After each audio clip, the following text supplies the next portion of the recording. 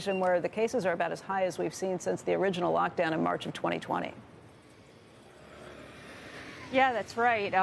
So far this year, there were 9,000 cases. So China reported more this year than they have for the entire year of 2021. Now, the Hong Kong market actually closed at its lowest point in 6 years, and that's because of more makeshift testing centers that have been popping up all over the country. The city of Shenzhen is in partial lockdown. 17.5 million people are now being tested for the third time. The city also had ordered all non-essential businesses to suspend operations for a week. Public transportation has been cut and travel restricted. Now, Apple suppliers Foxconn backup and Unimicron have to mitigate some of the potential disruption to their production. Unimicron is also supplier for Intel. China is fighting what's now the outbreak of COVID-19 since the pandemic. Other cities are clamping down. For example, Shanghai has shut schools. It's rumored to be diverting international flights later this week. For Changchun, which is where Toyota has a JV, have said that they have ordered the residents, they can only leave their homes to get groceries every other day.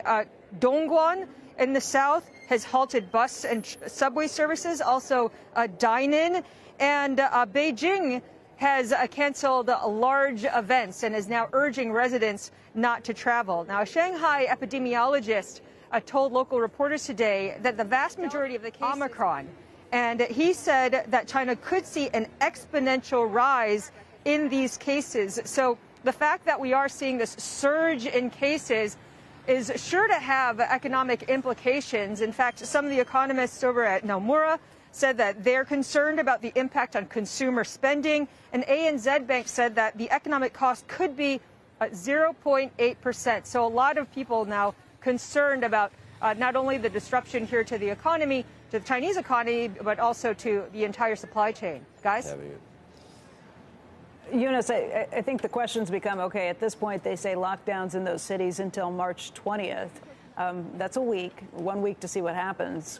How are people reacting in places like Beijing? You've been through these routines before. Are people stocking up on supplies on the chance that they wake up some morning and find out they can't leave their apartment building either?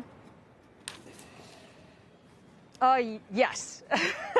It's not as though there's lots of hoarding as there is, say, for example, in Hong Kong, but people here are watching what's going on in other cities, such as Hong Kong, where there has been an Omicron surge, and that's gotten out of control, where there weren't a lot of, there wasn't a whole lot of stuff on the store shelves. So people are much more concerned about that here. But I think not only are people worried about catching Omicron and the fact that they're worried about potentially not having the right vaccinations to be able to ward off Omicron, but they're also concerned about being locked down and being, holed up in a building for several days.